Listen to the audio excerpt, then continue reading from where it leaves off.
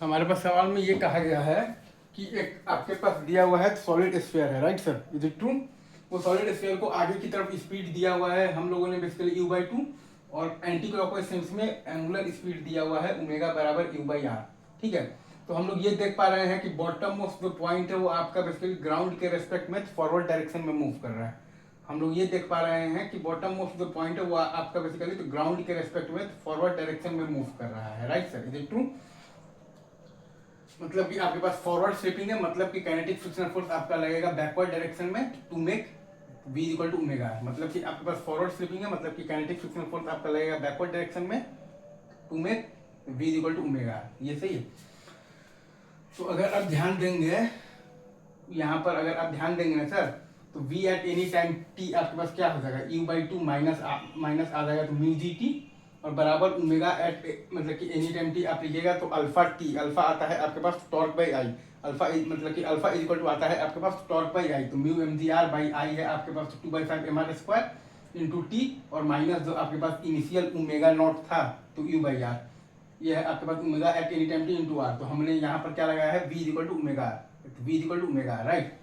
तो यहाँ से हमारे पास टाइम बराबर क्या आ रहा है, तो टी बराबर आ रहा है 3u/7 म्यू जी। टी बराबर 3u/7 म्यू जी अगर आप टाइम के बाद बेसिकली आपका तो प्योर रोलिंग स्टार्ट, ठीक है सर, प्योर रोलिंग स्टार्ट हो जाएगा, right sir, is it true? Pure rolling start, right sir, is it true? ये सही है क्या सर? इतना टाइम के बाद 3u/7 म्यू जी, ठीक है, तो 3u/7 घटा दीजिएगा 1/2 में से 14, 7 माइनस से 6 तो 1/14, तो u/14 आपका स्पीड होगा इधर की तरफ। आपके पास basically v of the pure rolling आपके पास जो आएगा ना वो क्या आएगा, मतलब कि आपके पास अगर बेसिकली तो जब आप घटाइएगा ना u/2 माइनस आप कीजिएगा 3/7 14 तो 7 माइनस 6 है तो 1/14, right sir, u/14 omega of the pure rolling आपके पास आ जाएगा, वो क्या आ जाएगा, बताओ बताओ बताओ, बोलो बोलो बोलो।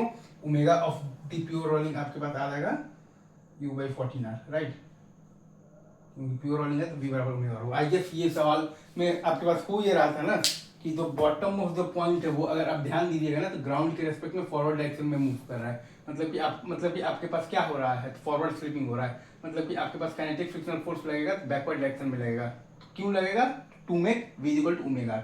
आई गेस ये पूरा सवाल में आपके पास फुल कॉन्सेप्चुअल क्लैरिटी आ गया, ठीक है सर, चलिए, thank you very much, love you guys.